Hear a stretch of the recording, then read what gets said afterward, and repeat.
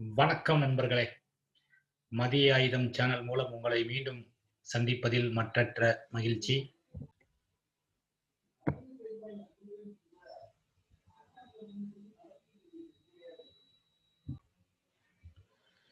வாருங்கள் நண்பர்களே, இந்த வாரம் கேளுங்கள் தரப்படும் பகுதிக்கு செல்வோம்.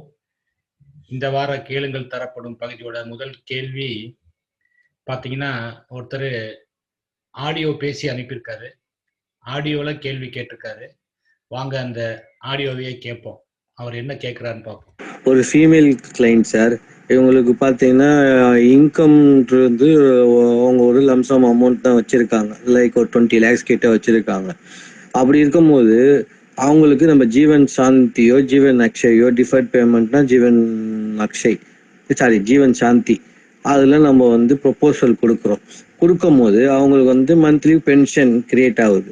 ஓகேங்களா? ஆனால் இந்த பென்ஷன் கிரியேட் ஆகாமல் அந்த 20 lakhs to 30 lakhs அவங்க இன்வெஸ்ட்மெண்ட் பண்ணும்போது அவங்களுக்கு வந்து எவ்வளோ அமௌண்ட் வந்து டேக்ஸாக வந்து அவங்க பேமெண்ட் பண்ணுற மாதிரி இருக்கும். அதாவது இன்கம்ல வர இன்கம்க்கு டேக்ஸ் உண்டு இல்லை சார்?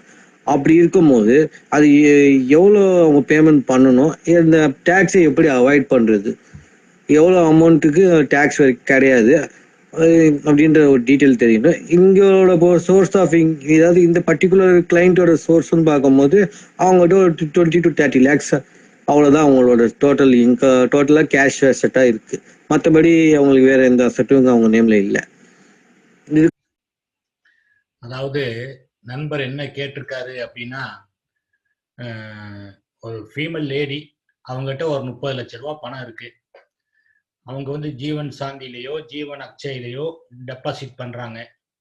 வரக்கூடிய பென்ஷன் வந்து இன்கமா ட்ரீட் ஆகி இன்கம் டேக்ஸ் உண்டு அப்படிங்கிறத தெரிஞ்சு வச்சிருக்காரு நண்பர். அவருக்கு என்ன சந்தேகம்னா, அப்படி வரக்கூடிய இன்கமுக்கு வந்து டேக்ஸ் வருமா? அவங்களுக்கு வேற இன்கம் சோர்ஸ் இல்லை, வேற அசெட் இல்லை, இந்த கேஷ் மட்டும்தான் வச்சிருக்காங்க. இவங்களுக்கு எப்படி சார் இன்கம் டேக்ஸ் அவாய்ட் பண்றது அப்படின்னு கேட்கிறாரு. நண்பரே, இப்போ 30 லட்சம் அவங்க டெபாசிட் பண்றதாவே வச்சுக்குவோம். ஜீவன் அக்ஷயில பண்ணாலும் சரி, ஜீவன் சாந்தியில பண்ணாலும் சரி, 30 லட்சம் ரூபாய் அவங்க டெபாசிட் பண்ற அமௌண்ட்டுக்கு என்ன பென்ஷன் வருங்க வருஷம்? அதிகபட்சம் நீங்க 6% இன்ட்ரெஸ்ட் ரேட் வச்சா கூட 30 லட்சத்துக்கு 1,80,000 ரூபாய் தான் உங்களுக்கு ஒரு வருஷத்துக்கு பென்ஷனா வரப்போகுது. அப்போ அவங்களுக்கு வேற இன்கமே இல்லைங்கும் போது மொத்த இன்கம் 1,80,000 ரூபாய். இப்பயே வந்து பாத்தீங்கன்னா ஒருத்தருக்கு வந்து 5 லட்சம் வரைக்குமே இன்கம் டாக்ஸ் வரப்போறது இல்லை. 2.5 லட்சம் வரைக்குமே இன்கம் டாக்ஸ் இல்லை. 5 லட்சம் வரைக்குமே அவருக்கு இன்கம் டாக்ஸ் கிட்டத்தட்ட வராது. அப்படிங்கும் போது இந்த 1.80 வந்து கண்டிப்பா அவரு இன்கம் டாக்ஸ் லைபிலிட்டி அவருக்கு இருக்காது. இன்னும் ஃபியூச்சர்ல வந்து இன்கம் டாக்ஸ் ரூல் எப்படி மாறும்னு தெரியாது. எப்படி இருந்தாலும் 30 லட்சம் ரூபாய்க்கெல்லாம் வந்து அவர் வரக்கூடிய பென்ஷன் அமௌண்ட்டுக்கு இன்கம் டாக்ஸ் இருக்காது. அதை பத்தி நீங்க இன்கம் டாக்ஸை பத்தி நீங்க கவலைப்பட வேண்டிய அவசியம் இல்லை. ஏன்னா நம்ம பென்ஷன் கொடுக்கும்போது டிடிஎஸ்ஸா எதுவுமே பிடிச்சிட்டு கொடுக்கறது இல்லை. நம்ம அப்படியே முழு தொகையை கொடுத்துட்றோம். அவங்க ஐடி அசசியா இருந்தால் மட்டும்தான் ரிட்டர்ன் ஃபைல் பண்ணி அந்த இன்கம் காமித்து அதற்கு ஏற்ற வருமான வரியை கட்ட போறாங்க. அவங்க 1.80ங்கிற போது பாத்தீங்கன்னா அவங்க இன்கம் டாக்ஸ் லிமிட்டுக்குள்ளேயே வரமாட்டாங்க. அவங்க ரிட்டர்னே ஃபைல் பண்ண மாட்டாங்க. அதனால இதை பத்தி நண்பர் கவலைப்பட வேண்டிய அவசியம் இல்லை. தாராளமா அவங்ககிட்ட போய் இம்மிடியேட்டா அந்த 30 லட்சத்தை வாங்கி ஜீவன் சாந்தியிலேயோ அக்ஷயிலேயோ போடுங்க. எந்த குழப்பமும் வேண்டாம். அடுத்த கேள்விக்கு போவோமா நண்பர்களே?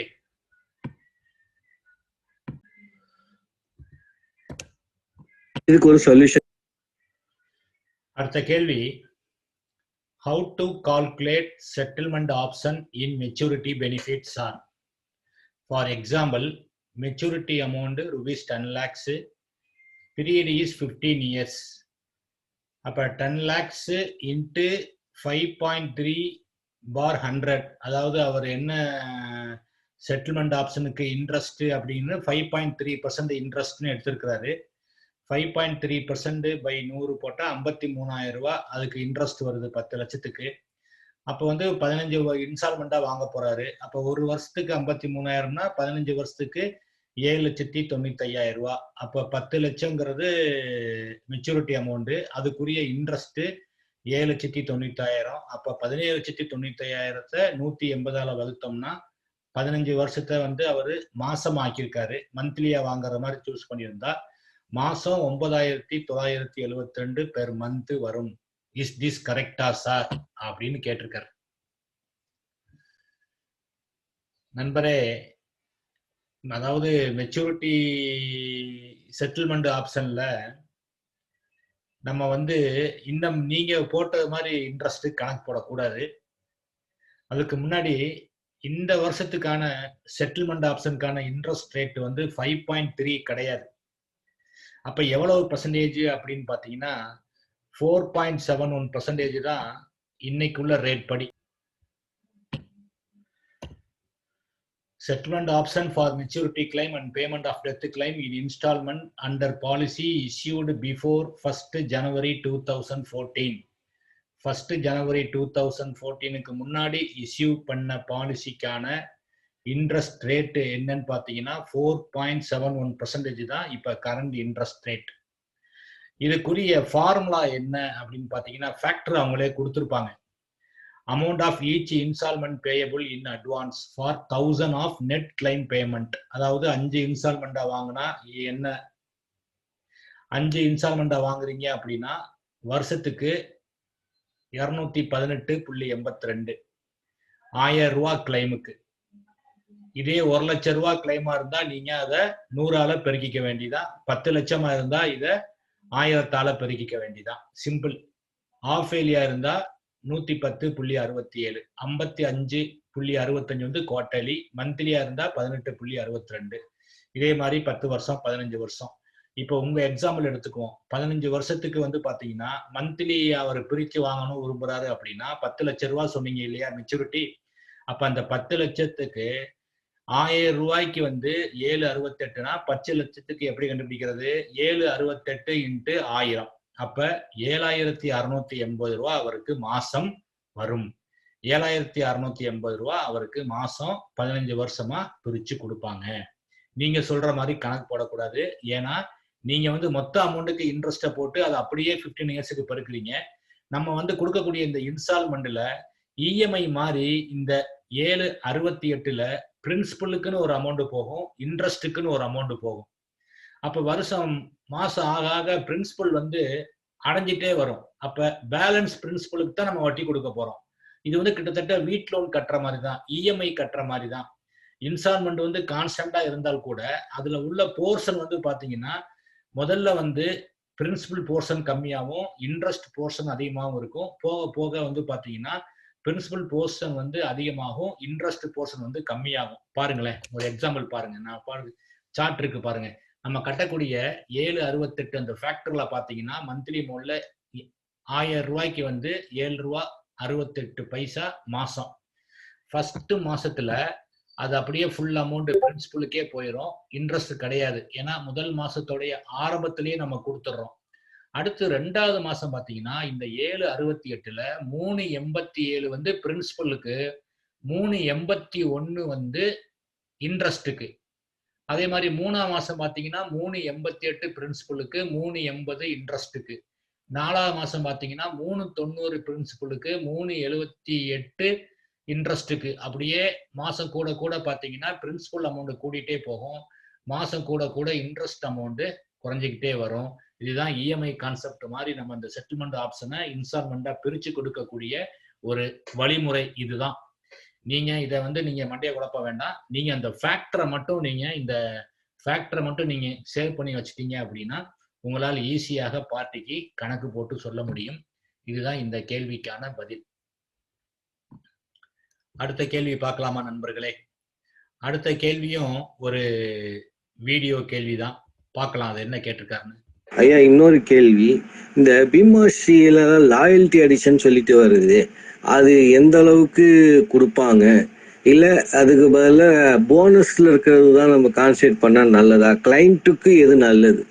அதுதான் நமக்கு ஒரு சாட்டிஸ்ஃபேக்ஷனாக இருக்கும். கிளைண்ட் நாளைக்கு நமக்கு ஒரு இன்னொரு பாலிசியும் கொடுப்பாங்க. ஸோ அதுக்கு கொஞ்சம் விளக்கம் கொடுங்க ஐயா. நண்பரே, பீமாஸ்ரீயை பொறுத்தவரை நீங்க ஈஸியா பார்ட்டிக்கு தெளிவா சொல்லலாம். ஏன்னா அதுல கேரண்டீடு அடிஷனு. ஃபர்ஸ்ட் 5 இயர்ஸுக்கு 50 ரூபா, அதுக்கப்புறம் 55 ரூபா ப்ரீமியம் பேமெண்ட் டைம் வரைக்கும் நமக்கு கிடைக்க போகுது. ப்ரீமியம் பேயிங் டைமுக்கு அப்புறம் உள்ள இந்த 4 இயர்ஸுக்கு தான் வந்து ஃபுல் டைமுக்கும் நமக்கு எல்ஏங்கிறது ஒரு அடிஷனல் போனஸ் தான். அது வந்து ஏதாச்சும் ப்ராஃபிட் இருந்ததுன்னா அந்த எல்ஏ கான்செப்ட் அப்படிங்கிறது வரும். அந்த எல்ஏவை நீங்க விட்டுட்டா கூட நீங்க கேரண்டீடு அடிஷனை ஃபோக்கஸ் பண்ணி பார்ட்டிக்கு சொல்லலாம். பீமா சரியை பொறுத்தவரை உங்களுக்கு எந்த குழப்பம் வேண்டாம். இதுல போனஸ் கான்செப்ட் கிடையாது, கேரண்டீடு அடிஷன். அதனால நீங்க ஆணிபூர்வமா அழுத்தமா அடித்து பேசலாம். இது அந்த கேள்விக்கான பதில். அடுத்த கேள்வி பார்க்கலாமா? அடுத்த கேள்வியும் ஒரு ஆடியோ கேள்வி, அதையும் பார்த்துடலாம். ஐயா வணக்கம் ஐயா. ஒரு கேள்வி என்னன்னா, நம்ம ஆல் இன் ஒன்னு இந்த சாஃப்ட்வேர் யூஸ் பண்றோம்ல, அது டேப் மேஜிக்லாம் யூஸ் பண்றோம்.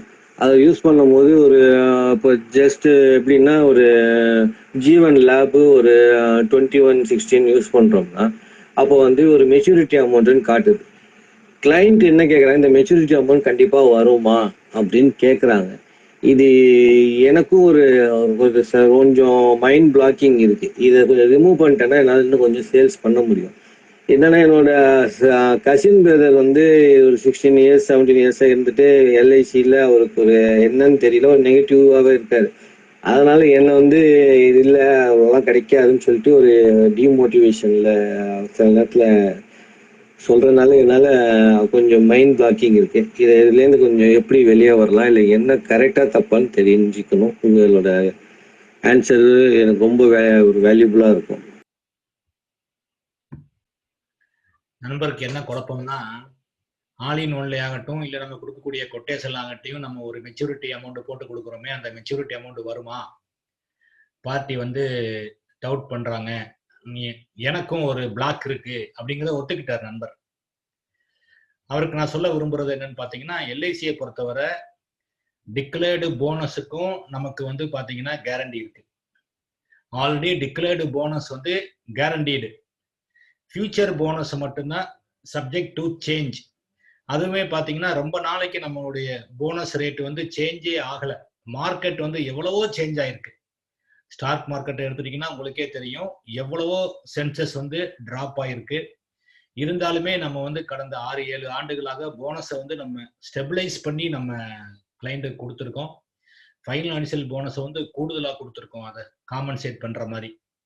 இப்போ உள்ள ட்ரெண்ட்ல இப்போ உள்ள இன்வெஸ்ட்மெண்ட் வந்து பாத்தீங்கன்னா அந்த செக்யூர்டு இன்வெஸ்ட்மெண்ட் உள்ள இன்ட்ரெஸ்ட் ரேட்டே வந்து டிராப் ஆனதுனால நம்ம வந்து சென்ற ஆண்டு ஒரு போனஸ் ரேட்ல வந்து கொஞ்சம் டிக்ரீஸ் வந்திருக்கு. டிக்ரீஸ் வராது அப்படின்னு சொல்றதுக்கு முடியாது, டிக்ரீஸ் வந்திருக்கு. என்னன்னா நம்ம வந்து டிக்ரீஸ் வந்தாலுமே அது மிகப்பெரிய ஒரு பாதிப்பை உருவாக்குற அளவுக்கு டிக்ரீஸ் வராது. இனி ஃபர்தரா பாத்தீங்கன்னா கண்டிப்பா நமக்கு வந்து இன்க்ரீஸ் வர்றதுக்கான வாய்ப்பு தான் இருக்கே ஒழிய இனி மேலும் டிக்ரீஸ் ஆகிற மாதிரியான சூழ்நிலை இல்லை. ஏன்னா இந்தியன் எக்கனாமி வந்து மீண்டும் ஒரு வளர்ச்சி பாதையை நோக்கி தான் வருது. உங்களுக்கே தெரியும், நீங்க பார்த்திருப்பீங்க, இந்திய பொருளாதாரம் வந்து மீண்டும் ஒரு வளர்ச்சியை நோக்கி வருது. இந்த கொரோனானால மற்ற நாடுகள் பாதிக்கப்பட்ட அளவுக்கு நம்ம இந்திய பொருளாதாரம் பாதிக்கப்படவில்லை என்பது நாம் அனைவரும் அறிஞ்சதுதான். அதனால இனி இன்னுமே அடுத்த வருஷம் இன்னும் போனஸ் குறையும் அப்படிங்கிற ஒரு பயம் நமக்கு தேவையில்லை. கண்டிப்பாக மீண்டும் நமக்கு உடைய போனஸ் வந்து இன்க்ரீஸ் ஆகிறதுக்கான வாய்ப்பு இருக்கு. அப்படியே டிக்ரீஸ் வந்தாலும் மிகப்பெரிய பாதிப்பு நம்ம கிளைண்ட்டுக்கு வரப்போறது இல்லை. அதனால நம்ம என்ன செய்யறோம், அந்த கணக்கு என்ன போடுறோம் அப்படின்னா ஆல்ரெடி டிக்ளேர்டு போனஸை பேஸ் பண்ணி நம்ம கணக்கு போட்டு சொல்றோம். அதனாலதான் இந்த மாதிரி ₹1 ₹2 குறைவதற்கு வாய்ப்பு இருக்குங்கிறதுனால தான் நம்ம போனஸ் வந்து சப்ஜெக்ட் டு சேஞ்ச் அப்படிங்கிறத வந்து நம்ம கீழே மென்ஷன் பண்ணியே கொடுக்குறோம். இப்போ உள்ள கால்குலேஷன் எல்லாமே கரண்ட் டிக்ளேர்டு போனஸ் அடிப்படையாக கொண்டு நாங்கள் போடுறோம் சார். இருந்தாலும் ஃபியூச்சர்ல போனஸ் வந்து சப்ஜெக்ட் டு சேஞ்ச் அப்படிங்கிறதையும் நம்ம இன்ஃபார்ம் பண்ணி தான் அந்த கொட்டேஷன்ல இருக்கு. நீங்க கிளைண்ட்டுக்கு சொல்லுங்க. எதுவுமே வந்து பாத்தீங்கன்னா நாளை என்ன நடக்கும் அப்படிங்கிறத எந்த இன்வெஸ்ட்மெண்ட்லயுமே கரெக்டா தெளிவா சொல்ல முடியாது. எனி இன்வெஸ்ட்மெண்ட் எடுத்துக்கோங்களேன், நீங்க உங்களுடைய பிசினஸ் எடுத்துக்கோங்க. நீங்க பிசினஸ்ல முதல் போடுறீங்க, பிசினஸ்ல முதல் போட்டு உங்களுக்கு இந்த ஆண்டு கிடைத்த மாதிரியே அடுத்த ஆண்டு உங்களுக்கு வந்து ப்ராஃபிட் கிடைக்கும் அப்படிங்கிறதுக்கு உத்தரவாதம் இருக்கா? அப்ப உத்தரவாதம் இல்லைங்கிறதுக்காக யாருமே பிசினஸ் பண்ணாம இருக்கோமா? பண்றோம். அதே மாதிரிதான் கோல்டு எடுத்துக்கோங்க, லேண்ட் எடுத்துக்கோங்க. எல்லாமே இதுல கிடைச்ச ப்ராஃபிட் மாதிரியே அடுத்த ஆண்டு கிடைக்கும் அப்படிங்கிறதுக்கு உத்தரவாதம் இருக்கா? எதுவுமே கிடையாது. ஸ்டாக் மார்க்கெட் கேட்கவே வேண்டாம். அப்ப எல்லா இன்வெஸ்ட்மெண்ட்லயுமே அந்த ரிஸ்க் அப்படிங்கிறது இருக்கு. ஒரு பிக்சட் டெபாசிட் கூட இந்த வருஷம் பேங்க் கொடுத்த இன்ட்ரெஸ்ட் அடுத்த வருஷம் கிடைக்குமா அப்படிங்கிறதுக்கு உத்தரவாதம் கிடையாது.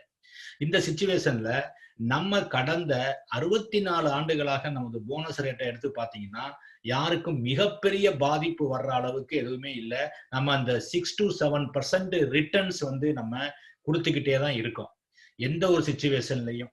அதனால நீங்க நம்பிக்கையா வந்து சொல்லலாம். சொல்லும் போது இந்த மாதிரி அவங்ககிட்ட பாட்டிட்ட எஜுகேட் பண்ணுங்க. சார், நாங்க டிக்ளேர்டு போனஸ் வந்து எல்ஐசிக்கு கேரண்டி இருக்கு. அந்த டிக்ளேர்டு போனஸை பேஸ் பண்ணி கரண்ட் இயர் போனஸ் என்ன டிக்ளேர் பண்ணிருக்காங்களோ அதை பேஸ் பண்ணி இதே போனஸ் ரேட்டு தொடர்ந்து இருந்தால் என்ன கிடைக்கும் அப்படிங்கறத அந்த கொட்டேஷன்ல வரும் சார். இருந்தாலும் போனஸ் என்பது சப்ஜெக்ட் டு சேஞ்ச் அப்படிங்கிறத சொல்லி கொடுங்க. ஏன்னா மாற்றம் ஒன்றே மாறாதது. இதுதான் இந்த கேள்விக்கான பதில். நண்பர்களே, இந்த வாரம் கேளுங்கள் தரப்படும் பகுதி வந்து ஒரு வித்தியாசமான பகுதி. ஒரு நண்பர் ஆடியோ மூலமாக கேட்ட சில விஷயத்துக்கு நம்ம வந்து பதில் அளிச்சிருக்கிறோம். அந்த ஜீவன் சாந்தியில வரக்கூடிய பென்ஷன் அமௌண்ட்டுக்கு இன்கம் டாக்ஸ் உண்டா அப்படிங்கிற ஒரு கேள்வியை பார்த்தோம். அடுத்து செட்டில்மெண்ட் ஆப்ஷன் எப்படி நம்ம கணக்கு போடுறது அப்படிங்கிறத பார்த்தோம். அடுத்து லாயல்ட்டி அடிஷனை பத்தி நம்ம ஒரு குழப்பத்தை தெளிவுபடுத்தியிருக்கோம். அடுத்து ஆல் இன் ஒன் போல மற்ற சாஃப்ட்வேர்ல வரக்கூடிய மெச்சூரிட்டி அமௌண்ட்டை நம்ம தைரியமா சொல்லலாமா அப்படிங்கிற விஷயத்தையும் நம்ம பார்த்திருக்கோம். உங்களுக்கு கண்டிப்பாக இது பயனுள்ளதா இருக்கும் என்று நம்புகிறேன்.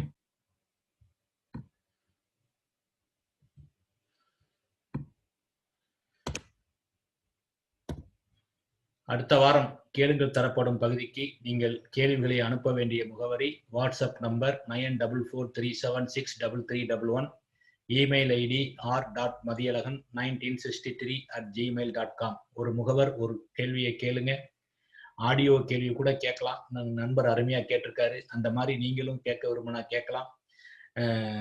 கேளுங்கள், கற்றுக்கொள்வோம், வளர்வோம். மீண்டும் அடுத்த வாரம் சந்திப்போம் என கூறி உங்களிடமிருந்து விடைபெறுவது உங்கள் அன்பு நண்பன் R. Mathiyazhagan, SBA LIC Tiruppur. நன்றி நண்பர்களே, சந்திப்போம்.